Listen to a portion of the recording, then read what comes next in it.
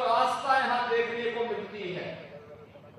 और इसलिए इस धरती को, उन सभी योगियों को, पूज्य संतों को नमन करते हुए आप सभी का मैं अभिनंदन करता हूं। भाइयों बहनों, गुजरात की धरती सदैव देश के संकट के समय नेतृत्व देने वाली धरती है।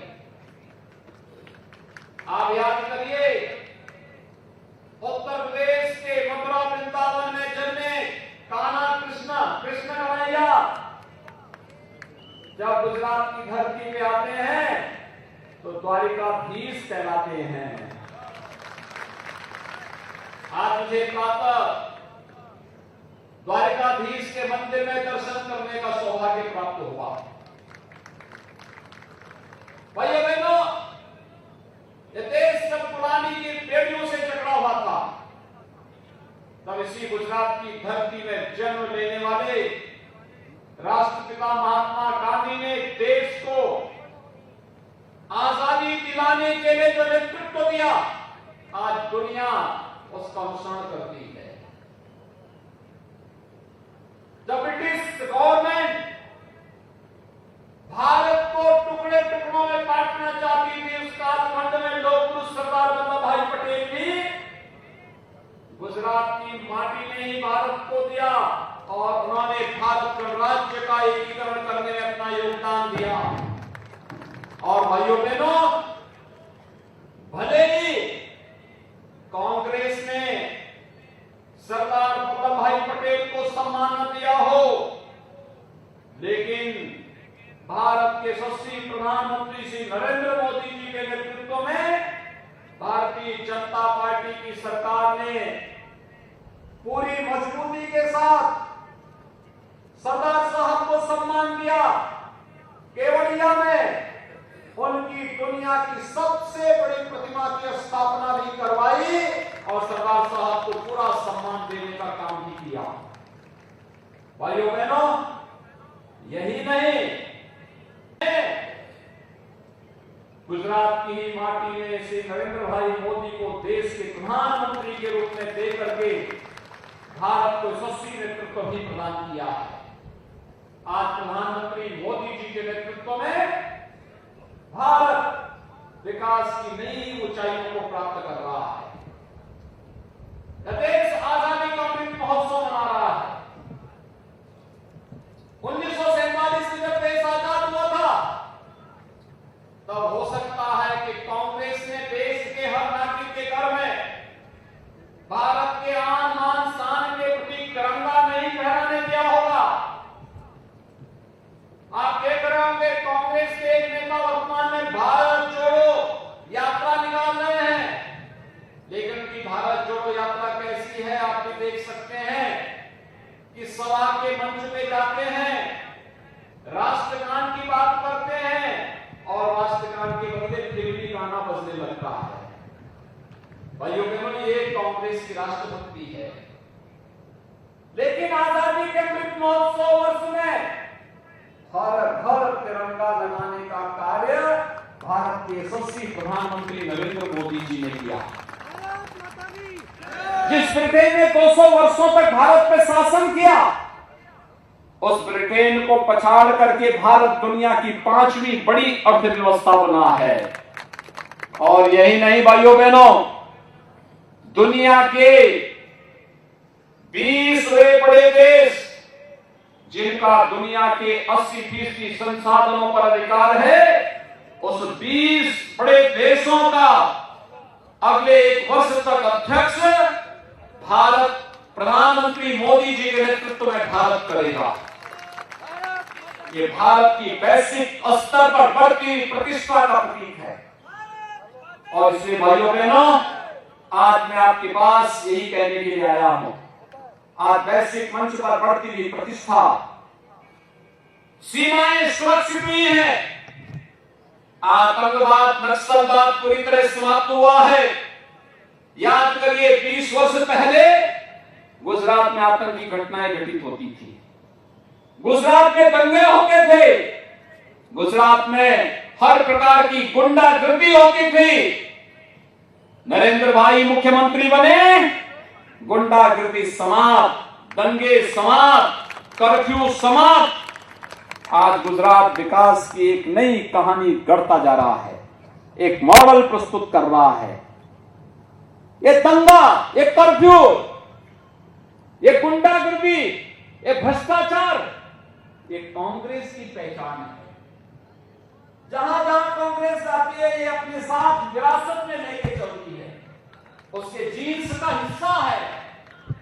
और इसीलिए तो मैं आपसे कहने के लिए आया हूं, भारत एक नए भारत का निर्माण कर रहा है। इस भारत में सुरक्षा भी है, समृद्धि भी है, आस्था का सम्मान भी है। अयोध्या में भगवान राम के भव्य मंदिर के निर्माण का कार्य आज आप देख रहे होंगे, युद्ध स्तर पर चल रहा है। मैं पूछना चाहता हूं, क्या अयोध्या में राम मंदिर का निर्माण कांग्रेस करा पाती? क्या आपको विश्वास है कांग्रेस करा पाती?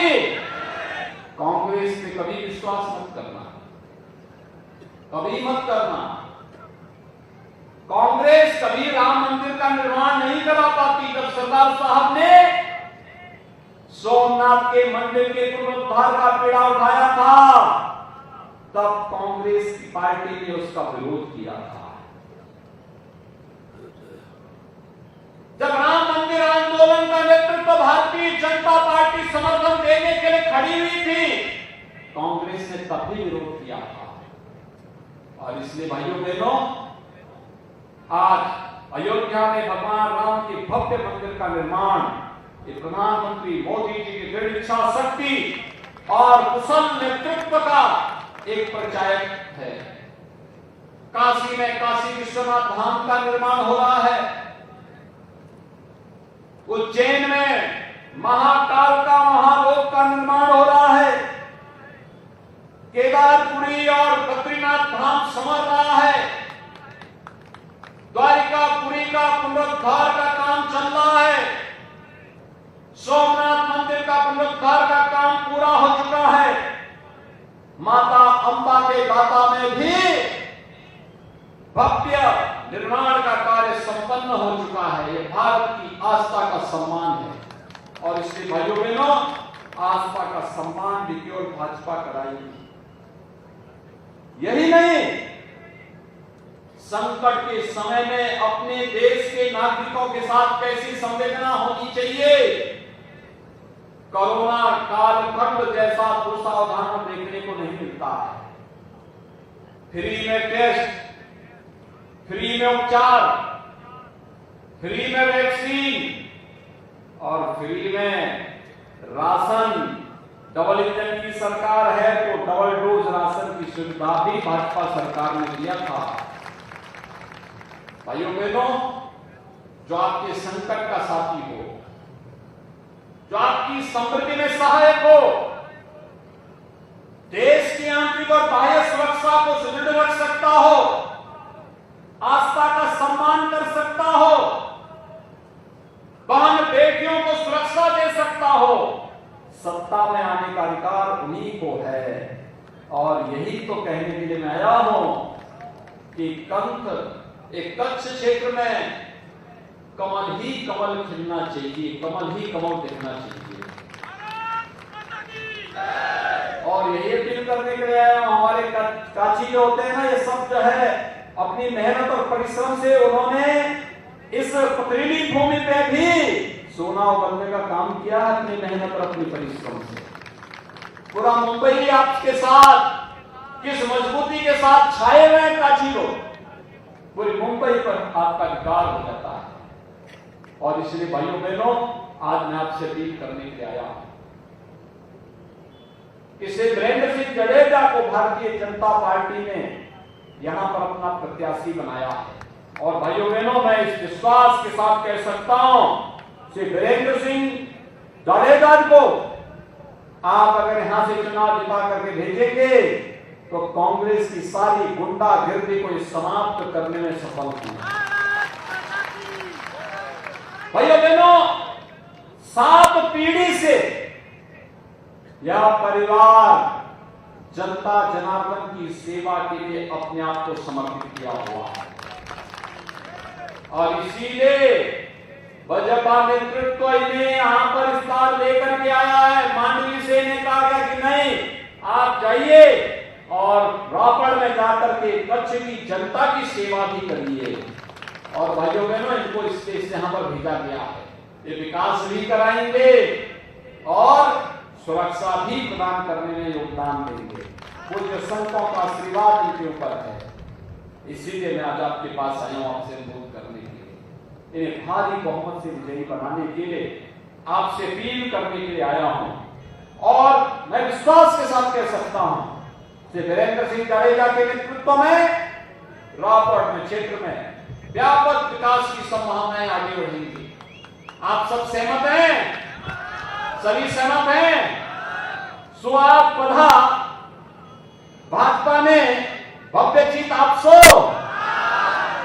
हाथ ऊंचा करने समर्थन आपो। मेरे साथ बोलेंगे, भारत माता की, भारत माता की, भारत माता की जय श्री राम, जय जय श्री राम, जय जय श्री राम। नमस्कार, मैं हूं मानक गुप्ता। अगर आपको हमारा ये वीडियो पसंद आया हो तो इसे लाइक और शेयर जरूर करें। और हाँ, हमें सब्सक्राइब और फॉलो करना ना भूलें, ताकि आप देश और दुनिया की कोई खबर मिस ना करें। तो जुड़े रहिए हमारे साथ और देखते रहिए News 24।